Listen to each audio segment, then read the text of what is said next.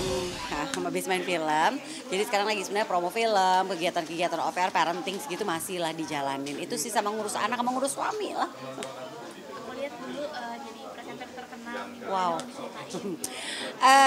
Iya, jadi kan benar saya ngawalin karir kan dari tahun 92 jadi model. Habis itu mulai tahun 95 mulai sinetron, tahun 96 jadi presenter. Memang kayaknya emang lebih paling pas jadi presenter kali ya karena suka ngomong, suka ngoceh. Tapi sebenarnya dari dulu tuh cita-citaku aku pengen jadi penyiar radio dan baru kesampaian di tahun 97.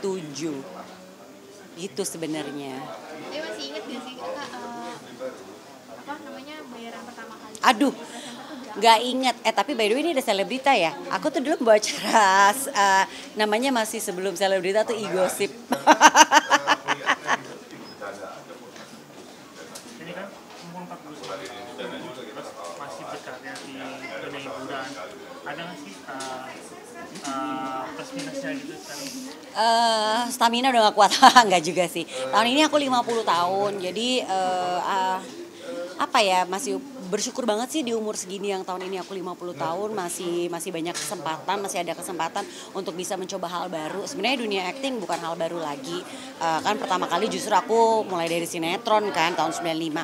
Tapi pas dapat abis itu 10 tahun aku nggak syuting, sama sekali nggak berakting, terus kembali lagi diajak karena kebetulan sutradara dari film Satu Imam Dua Makmum ini adalah waktu zaman lupus tuh kita barengan, sutradara lupus juga. Jadi ya udah deh, kayaknya ya udah deh coba lagi, dan ternyata lama nggak berakting, nyobain lagi sekalinya acting barengan sama Amanda Manopo sama Fedi Nuril. Aku cuma ketemu sama mereka, jujur waktu itu senewan banget.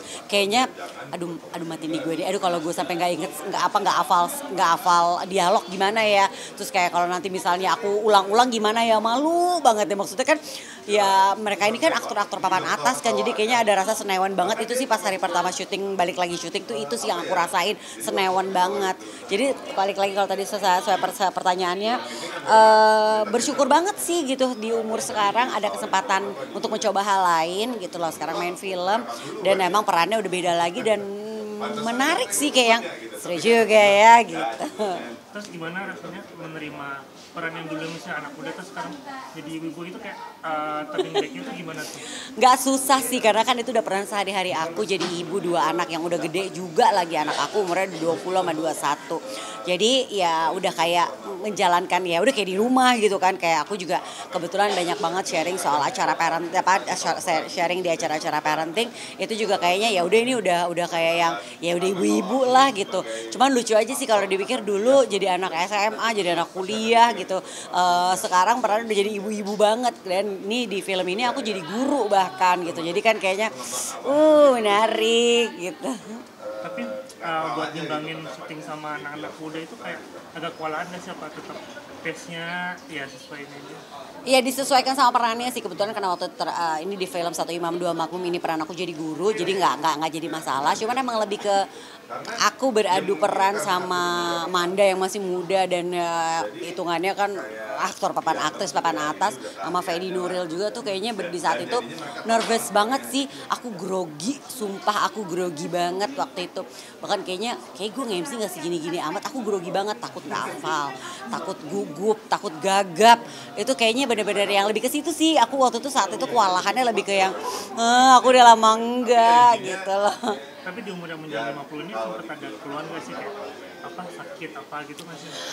Jujur mulai banyak ini ya kan, udah masuk di masa perimenopause kali ya. Aku sering banget posting di Instagram dan di TikTok aku, di sosial media aku tentang perimenopause ini karena kan sesuatu yang ternyata banyak yang belum paham juga.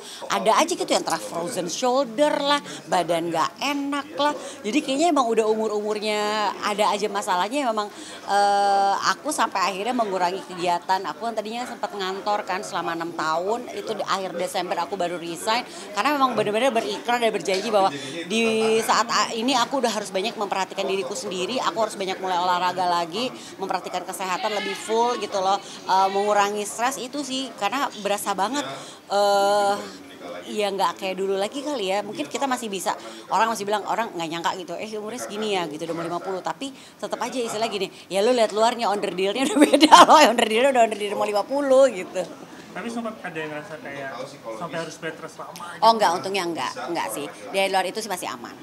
Tapi buat jaga stamina dan masih tetap cantik itu ada tips-tipsnya nggak sih? Think positif, jaga kesehatan, istirahat cukup, itu sih standar sih. Cuman memang aku yang kurang tuh olahraga doang sih, ini yang memang akan aku galakan lagi. Cuman memang sekarang karena lagi fokus promo film dulu untuk si film Satu Imam Dua Makmum, jadi memang belum. Aduh, aku sampai ditanyain kapan mau olahraga itu sih, gitu. Udah harus balik lagi. Ini terakhir tentang ideologi Satu Imam Dua Makmum, poligami menurut Aku no comment ya kalau soal poligami. Tapi kalau mungkin ditanya apakah aku akan mengizinkan, aku akan suamiku tiba-tiba minta lagi.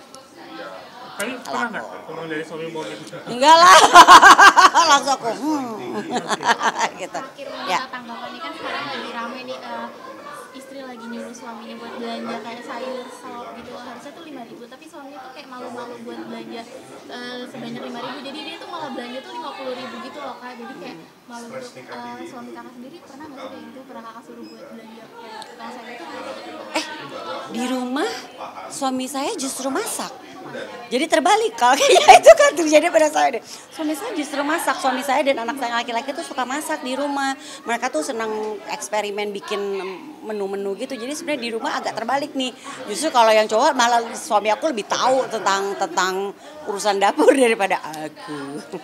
Kalau yang belanja gitu siapa biasanya? Suamiku. Oke, siap. Thank Terima you. kasih, ya.